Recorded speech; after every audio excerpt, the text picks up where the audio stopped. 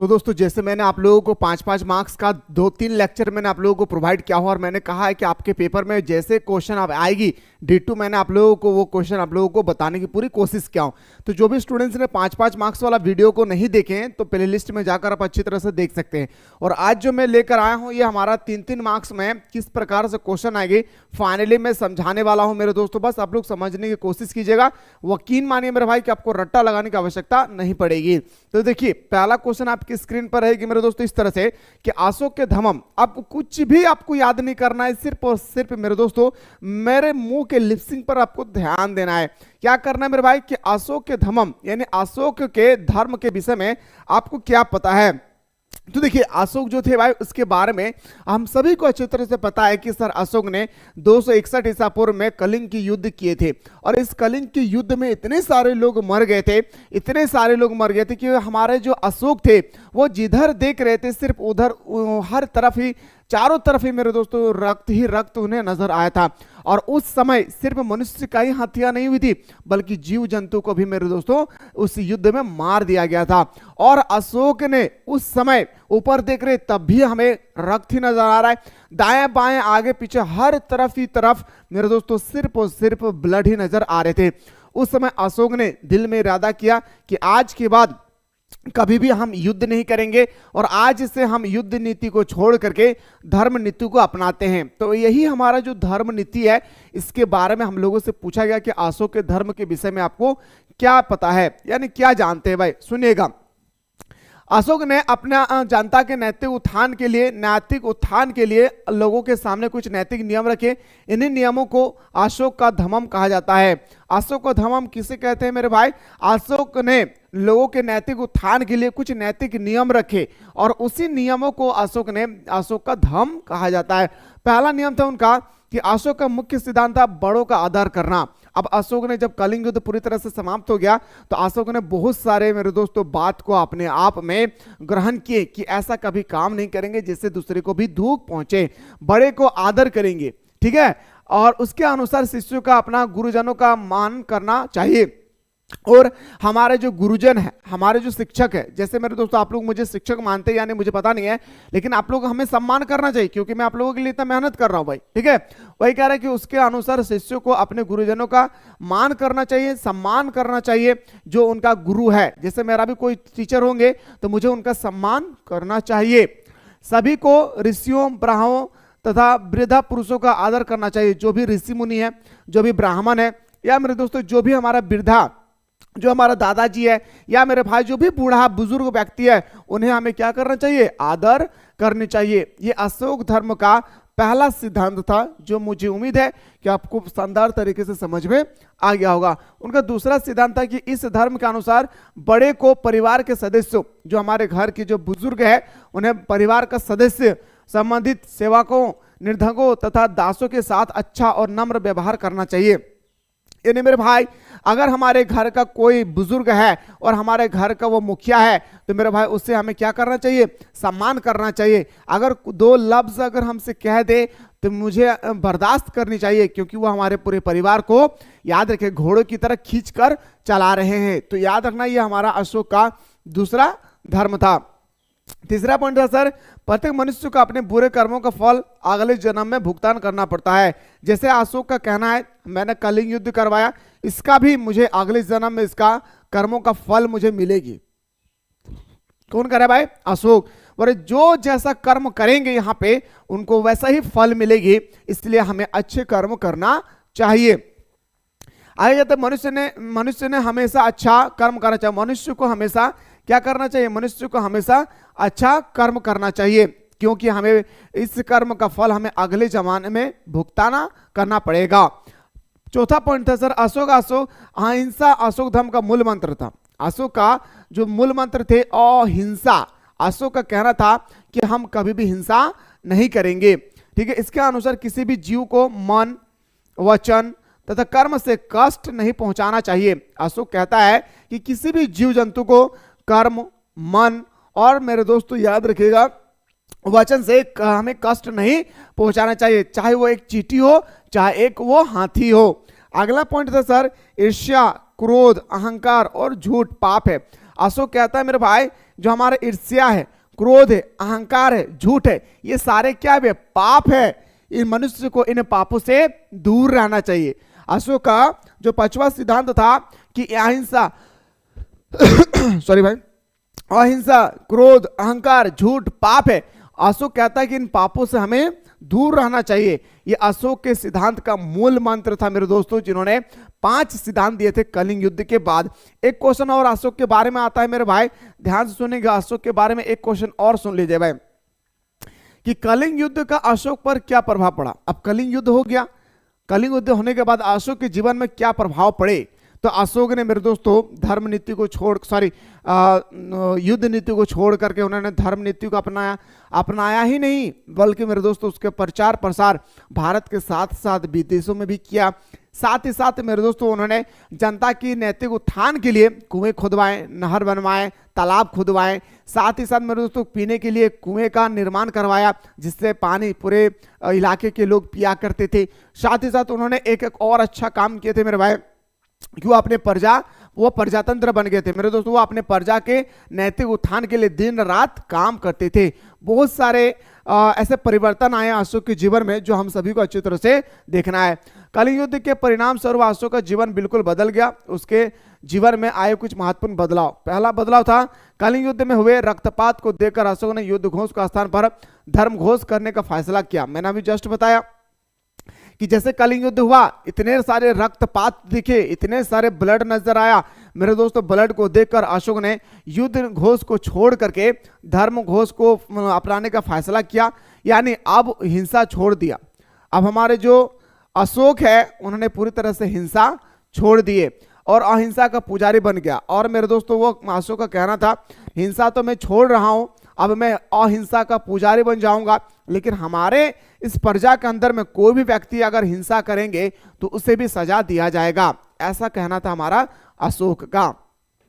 आगे कहता है मेरे भाई कि अधर्म को उन्होंने वही छोड़ दिया और अपने धर्म को वही छोड़ दिया। नेक्स्ट पॉइंट, इस धर्म के बाद अशोक अहिंसा का पुजारी बन गया। युद्ध के साथ साथ उसने मांस खाना तथा शिकार करना भी बंद कर दिया। और अशोक जो थे उनका कहना था कि मैं अहिंसा का पूरी तरह से पुजारी बन गया हूं, लेकिन युद्ध के साथ साथ मांस खाना, शिकार करना, ये सारे चीजों को मैंने क्या कर दिया? बंद कर दिया। मैं ना मांस खाऊंगा ना किसी को खाने दूंगा, मैं ना शिकार करूंगा ना किसी को शिकार करने दूंगा। अगला पॉइंट था सर, अशोक ने बौद्ध धर्म ग्रहण कर लिया। अब हमारे जो अशोक है कलिंग युद्ध के बाद उसके जीवन में जो अगला प्रभाव पड़ा, उन्होंने अशोक ने बौद्ध धर्म को ग्रहण कर लिया। कौन सा धर्म को? बौद्ध धर्म को ग्रहण कर लिया। इसे राजधर्म घोषित करके इसके प्रचार कार्य में जुट गए। और मेरे दोस्तों अशोक ने जैसे बौद्ध धर्म को ग्रहण किया और मेरे दोस्त बौद्ध धर्म को ग्रहण करने के बाद इसका प्रचार प्रसार में वो पूरी तरह से जुट गए, प्रचार प्रसार करने में पूरी तरह से जुट गया। अगला पॉइंट था सर, अशोक प्रजा के देखभाल करने वाला बन गया और उन्होंने संबंधित अनेक कार्य किए, जैसे कुएं खुदवाए, तालाब बनवाए, नहर बनवाए। ये सारे चीजों को आप लोगों को लिखना है, ठीक है। 3-4 पॉइंट आपके एग्जाम में काफी है मेरे दोस्तों। अशोक के बारे में जैसे ही क्वेश्चन आए मैंने दोनों क्वेश्चन को आप लोगों को पूरी बेहतर तरीके से समझाने की कोशिश किया हूं। मुझे पूरा विश्वास है मेरे भाई कि अगर आप लोग अच्छी तरह से इस क्वेश्चन को देखे होंगे शुरू से लेकर अंत तक, तो आपको पूरी तरह से समझ में आ गया होगा। अब आते हैं सर अगला पॉइंट पे, क्वेश्चन नंबर नेक्स्ट पे आते हैं सर कि मगध साम्राज्य के उत्थान के लिए, ये एक्चुअली 5 मार्क्स का भाई, ये मिस्टेक से यहाँ पे आ गया है, कोई दिक्कत नहीं मेरे भाई। मगध साम्राज्य के उत्थान के 2 महत्वपूर्ण पहलू बताए भाई। मगध साम्राज्य को उत्थान करने का 2 पहलू समझिएगा। पहला, आर्थिक स्थिति, याद रखिएगा क्या मेरे भाई, पहला पॉइंट में याद रखिएगा आर्थिक स्थिति। मगध की भूमि उर्वरक थी, हम सभी को पता है सर कि हमारा बौद्ध धर्म के अंगुत्तर निकाय ग्रंथ में, कौन सा ग्रंथ में? बौद्ध धर्म के अंगुत्तर निकाय ग्रंथ में याद रखिएगा हमारे 16 महाजनपदों का उल्लेख किया गया है, जिसमें से सबसे शक्तिशाली महाजनपद हमारा मगध महाजनपद रहा। तो मगध महाजनपद सबसे शक्तिशाली बनने का क्या कारण था, यह क्वेश्चन आपसे यहां पे पूछा गया। तो मेरे भाई याद रखिएगा आर्थिक स्थिति, हमारा मगध जो थी वो पूरी तरह से वहां की भूमि काफी उर्वरक थी। क्या थी? उर्वरक थी, उपजाऊ भूमि थे हमारे, कहां का? मगध के साम्राज्य के, जहां धान की खेती से अधिक पैदावार होती थी। और मेरे भाई यहाँ पे धान की खेती काफी ज्यादा पैदावार होती थी। क्यों? क्योंकि मेरे दोस्तों यह गंगा नदी के तट पर बसा हुआ था और गंगा नदी के द्वारा बहाए गए मिट्टी के साथ वो मिट्टी को लोग क्या करते थे, उठा करके वो खेतों में जा करके डाल देते थे खाद्य के रूप में, तो काफी उपजाऊ हो जाते थे वो खेत, जिससे जनसंख्या और साधन बढ़े। अगला पॉइंट पे आते हैं सर, पॉइंट 2 में घने जंगलों से लकड़ी और लोहे की खादानों से उन्नत हथियार बनते थे। और हमारा जो मगध साम्राज्य थे वो पूरी तरह से चारों ओर तरफ से मेरे दोस्तों मगध जो थे इस तरह से बीच में थे और चारों ओर जो थे मेरे भाई वो पूरी तरह से घिरा हुआ था जंगलों से। किससे घिरा हुआ था? जंगलों से घिरा हुआ था, इसलिए कोई बाहरी यहाँ पर आकर आक्रमण नहीं कर सकते थे। और साथ ही साथ हमारे जो मगध साम्राज्य के लोग थे, मगध साम्राज्य के जो शासक थे, उनको आसानी से इस जंगल से हाथी, इसके बाद लकड़ी, हथियार, गुफा से मिलने वाला सारे अभिलेख वगैरह सारा चीज क्या हो जाती थी, आसानी से मिल जाते थे, जिससे वो युद्ध कर सकते थे किसी और से। लेकिन मेरे दोस्तों कोई बाहरी लोग यहाँ पर आकर युद्ध नहीं कर सकते थे, इसलिए क्योंकि वहाँ पे काफी बड़े बड़े पहाड़ होते थे और पहाड़ों को चढ़कर हमें आना पड़ता था, इसलिए पहाड़ों पर आदमी नहीं चढ़ पाने के कारण यहाँ पे कभी युद्ध नहीं हुई थी। याद रखिएगा हमारा जो मगध साम्राज्य मेरे भाई, पहला पॉइंट की घने जंगलों से लकड़ी और लोहे की खदानों से उन्नत हथियार बनते थे। दूसरा, गंगा और उसकी सहायक नदियों के कारण व्यापार वाणिज्य विकसित हुआ और गंगा और उसके सहायक नदी के कारण वहां पे व्यापार विकसित हो गई। अब देखिए हम लोग कोई भी सामान बनाते हैं मेरे दोस्तों तो उसे हमें दूसरे बाजार में जाकर बेचना पड़ता है, यस या नो? जब बाजारों में बेचना पड़ेगा मेरे भाई तो उसके लिए हमें चाहिए क्या? हमें यातायात चाहिए। तो हमारा गंगा नदी में वाटर शिप का इस्तेमाल होते थे, जिससे हम अपने सामान को बना करके दूसरी जगह में भी ट्रांसपोर्ट कर सकते थे। अगला है सर पॉइंट नंबर नेक्स्ट, के जंगलों में हथियार की उपलब्धता से सेना मजबूत बनी और हमें जंगलों से आसानी से हथियार मिल जाते थे। जंगलों से मुझे आसानी से क्या मिल जाते थे? हथियार मिल जाते थे, और जिससे मेरे दोस्तों हमारा सैनिक जो थे, हमारे जो मिलिट्री थे, उनको काफी मजबूती प्रदान हुई है। अगला पॉइंट पे आते हैं sir, question number next. Point number next क्या आता है मेरे भाई कि भौगोलिक कारण। देखिए मेरे दोस्तों भौगोलिक कारण क्या है? मगध की राजधानी गंगा, सोन और गंडक नदियों के संगम पर स्थित है। जो हमारा मगध है वो हमारा गंगा, सोन और गंडक नदी के किनारे बना हुआ था भाई, जो इसे दुश्मनों के आक्रमण से सुरक्षित बनाती थी। और हमारा जो बाहरी लोग आक्रमण करने के लिए जब भी आते थे तो हमारा गंडक और गंगा और हमारा सोन नदी को पार करके आना पड़ता था, और इसलिए मेरे दोस्तों वो लोग आ नहीं पाते थे। अगला पॉइंट है सर, राजगीर 7 पहाड़ियों से घिरा हुआ था, जिससे इसे प्राकृतिक सुरक्षा मिली है। और हमारा जो मेरे दोस्तों मगध है यार, हमारा जो मगध की राजधानी राजगीर थी वो बिल्कुल 7 पहाड़ियों से घिरा हुआ था, इसलिए लोग यहाँ पर आकर आक्रमण नहीं कर पाते थे। आप इसके अलावा बहुत सारी चीज लिख सकते हैं मेरे दोस्तों, आप अपने तरफ से मगध सबसे शक्तिशाली क्यों बने, इसके अलावा आप अपने मन में बहुत सारे क्वेश्चन को लिख सकते हैं। अब आइए सर बात करते हैं कि वर्ण और जाति से आपको क्या समझ में आता है। देखिए वर्ण होता है क्या मेरे दोस्तों? हमारा कर्म। हम जैसे कर्म करेंगे, हम अच्छा कर्म करेंगे, हमने क्लास 12 में अच्छा से पढ़ाई किया, हमारा रिजल्ट भी बहुत अच्छा होगी। हमने पूरे साल भर पढ़ाई नहीं किया है, हमें डर लगेगी कहीं मैं फेल ना हो जाऊं, है ना भाई? सबको डर लगता है रिजल्ट के दिन में कि मैं कहीं फेल ना हो जाऊं। तो सुनिएगा मेरे दोस्त, वर्ण होता है हमारा अपने कर्मों को बताती है, और जाति एक प्रकार का क्या है? धर्म है। ठीक है, तो वर्ण हमारे कर्मों को बताता है। वर्ण क्या बताता है? हमारे कर्मों को बताता है। वही जाति हमारे वंश को बताता है, हम किस वंश से हैं ये हमारा कौन बताता है? जाति। हमारा वर्ण बताता है कि हमारा कर्म को बताता है, और वही जाति हमारा वंश को बताते हैं। जब कोई व्यक्ति शूद्र, हम सभी को पता है मेरे दोस्तों कि वर्ण व्यवस्था के अनुसार 4 धर्म है, ब्राह्मण, क्षत्रिय, शाक्य और शूद्र। यस या नो? ब्राह्मण की उत्पत्ति मुख से हुई है, क्षत्रिय की उत्पत्ति बाह से हुआ है, शाक्य की उत्पत्ति जांग से हुई है, और जो हमारा शूद्र की उत्पत्ति हुई है पैर के तले से हुई है। यस या नो? किससे हुई है? पैर के तले से हुई है। तो अब यहां पे कुछ पॉइंट बोल रहा हूं, उसको गौर से सुनिएगा। कहता है जब कोई व्यक्ति शूद्र वैश्य परिवार में जन्म लेता है, जब कोई व्यक्ति शूद्र वैश्य परिवार के जन्म लेता है, मैं फिर से कह रहा हूं कि जब कोई व्यक्ति शूद्र या वैश्य परिवार में जन्म लेता है, तो मेरे नजर में क्या वो घिरा हुआ व्यक्ति है। हिंदू धर्म में वो लोग को क्या माना जाता है? घिरा हुआ व्यक्ति, है ना भाई? और कर्म से ब्राह्मण और क्षत्रिय बनता है। मैं मानता हूं कि मैं मैं शूद्र हूं, मैं वैश्य हूं, लेकिन मैं कर्म के अनुसार अगर मैं अच्छा कर्म करूं तो हम ब्राह्मण और क्षत्रिय बन सकता हूं। ठीक है, तो उसका वर्ण ब्राह्मण और क्षत्रिय माना जाएगा। अगर हम अच्छा काम किए तो मेरे दोस्तों हमारा वर्ण जो है वो ब्राह्मण और क्षत्रिय माना जाएगा। जबकि जाति यदि मानव है तो मानव ही रहेगा, इसमें बदलाव नहीं होगी। अगर हमारी जाति अगर मनुष्य है, अगर हमारा जाति अगर मानव है तो हम मानव ही रहेंगे, इसमें कोई बदलाव नहीं होगा। लेकिन हम अपने कर्मों के अनुसार अपने वर्ण व्यवस्था को परिवर्तन कर सकते हैं। याद रखिएगा, कभी कभी देखेंगे कोई ब्राह्मण होती है जो मेरे दोस्तों शूद्र के समान काम करते हैं, कोई शूद्र ऐसे होते हैं जो ब्राह्मण के समान काम करते हैं। वर्ण का विभाजन कार्य के आधार पर किया गया। वर्ण का जो विभाजन है वो हमारा कार्य के आधार पर किया गया, जबकि जाति जन्म पर आधारित होती है। 4 वर्ण ब्राह्मण, क्षत्रिय, वैश्य और शूद्र। मुझे उम्मीद है कि वर्ण और जाति के बारे में आप लोगों को बहुत ही सुंदर तरीके से समझ में आ गया होगा। अब 4 बौद्ध स्थल का नाम याद रखिएगा मेरे भाई। एक हमारा लुम्बिनी, बोधगया, सारनाथ और कुशीनगर। याद रखिएगा, लुम्बिनी में क्या हुआ था, यह बुद्ध का जन्म हुआ था। यह स्थल नेपाल में है। ठीक है, बोधगया में क्या था, यहां उन्होंने ज्ञान की प्राप्ति किया था। कौन? बुद्ध ने। याद रखिएगा, बुद्ध ने ज्ञान की प्राप्ति कहां किया था, तो बोधगया में। यह स्थान बिहार में है।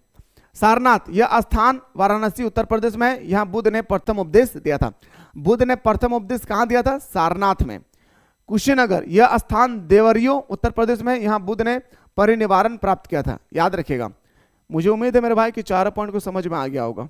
अगला पॉइंट पाइए सर, महावीर स्वामी का जीवनी के बारे में लिखे। मैंने आप लोगों को कहा था कि एक जीवनी के बारे में 100% क्वेश्चन आएगी। कभी आपसे पूछा जाएगा कि महात्मा बुद्ध की जीवनी, कभी महावीर स्वामी की जीवनी, कभी गुरु नानक की जीवनी, तो कभी अकबर का जीवनी, तो कभी महात्मा गांधी का जीवनी। एक क्वेश्चन आपके पेपर में 100% छपेगी जीवनी के बारे में। ठीक है, तो महावीर स्वामी का जन्म 540 ईसा पूर्व में वो वैशाली के कुंडल ग्राम में हुआ था। हम सभी को पता है कि महावीर स्वामी का जन्म वैशाली के कुंडल ग्राम में हुई थी। इनका वास्तविक नाम वर्धमान था। अगर मैं बात करूं, हमारा जो महावीर है इसका जो वास्तविक नाम, रियलिटी जो नाम थी वो क्या था, वर्धमान।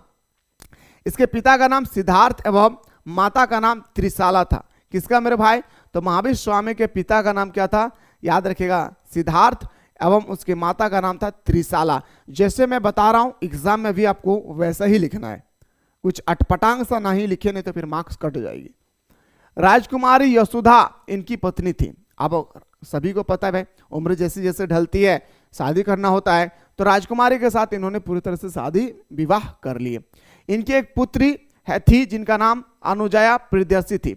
अब हमारा दोनों शादी कर लिया भाई, यशोदा और महावीर स्वामी जैन। तो मेरे दोस्तों उनका शादी होने के बाद एक बच्चा पैदा हुआ जिसका नाम था क्या, लड़की पैदा हुई जिसका नाम था अनुजया प्रियदर्शी। उन्होंने उनका विवाह जमील नामक एक व्यक्ति से करवा दिया। अब पूरी तरह से हमारा जो महावीर स्वामी और हमारे जो यशोदा के जो पुत्री हुई जिसका विवाह उन्होंने जमीला से करा दिया, जमील नामक व्यक्ति से करवा दिया। चलो भाई, इसका भी उम्र हो गई, इनको भी शादी करवा देते हैं। महावीर स्वामी ने 30 वर्ष की अवस्था में गृह त्याग किया। अब 30 वर्ष की उम्र में महावीर स्वामी ने घर द्वार छोड़ दिया। कितना साल में, 30 साल में महात्मा गांधी ने महावीर स्वामी जैन ने पूरी तरह से मेरे दोस्तों क्या कर दिए, अपने घर द्वार को छोड़ दिए 30 वर्ष की अवस्था में। 12 वर्ष कठिन तपस्या करने के बाद उनको ज्ञान की प्राप्ति हुई। और मेरे दोस्तों 12 वर्ष तक उन्होंने कठिन तपस्या किया। अब घर द्वार को छोड़ करके जब चले गए 30 साल की उम्र में, तो 12 साल कंटिन्यू उन्होंने कठिन तपस्या किए। ठीक है, 72 वर्ष की अवस्था में 468 ईसा पूर्व में पावापुरी नामक स्थान पर उसकी मृत्यु हो गई। और जब उसकी उम्र 72 साल हो गई तो वो बुजुर्ग हो गए, और बुजुर्ग होने के बाद इसकी मृत्यु हो जाती है कहां पे, पावापुरी में। इसके बाद मेरे दोस्तों आप इसके सिद्धांत के बारे में भी लिख सकते हैं कि अगर ये 5 मार्क्स का आ जाएगा तो मेरे दोस्तों आप इसका सिद्धांत भी लिख लेंगे। कैसा है, अहिंसा। महावीर स्वामी का मूल मंत्र था अहिंसा। समझ में आ रहे हैं ना, इस तरह से लिख सकते हैं कि चोरी ना करो, अपरिग्रह, चोरी ना करो, किसी के सामान को देखकर लालच ना करो, है ना, लालच बुरी बला है। अब 5 मार्क्स का आएगा तो आप सिद्धांत को भी लिख देंगे, लेकिन अगर 3 मार्क्स का है तो इतना लिखेंगे तो काफी है। ठीक है, चलिए सर अगला क्वेश्चन पे आते हैं। क्वेश्चन नंबर नेक्स्ट पे मूव करते हैं। गौतम बुद्ध की जीवनी के बारे में लिखना है। किसके बारे में? गौतम बुद्ध के जीवनी के बारे में लिखना है। गौतम बुद्ध का जन्म 563 ईसा पूर्व नेपाल में कपिलवस्तु निकट लुम्बिनी ग्राम में हुआ था। अब हमारा जो गौतम बुद्ध है भाई, इसका भी जीवनी थोड़ा सा मैं बता दे रहा हूं ताकि आप लोगों को अच्छी तरह से समझ में आ जाए, रट्टा मत लगाइएगा। देखिए कहता है गौतम बुद्ध का जन्म 563 ईसा पूर्व को नेपाल में कपिलवस्तु निकट लुम्बिनी ग्राम में हुआ था। हमारा जो गौतम बुद्ध है, जो इसका जन्म होती है कहाँ पे? तो नेपाल के कपिलवस्तु निकट लुम्बिनी ग्राम में हुआ था। इनका बचपन का नाम सिद्धार्थ था। इनका बचपन का नाम क्या था? सिद्धार्थ थे। इसके पिता का नाम शूद्रधन एवं माता का नाम महामाया थी। पिता का नाम क्या था? शुद्धोधन, और माता का नाम था क्या? महामाया। जो इनके जन्म के 7वें दिन इसकी मां मर गई भाई।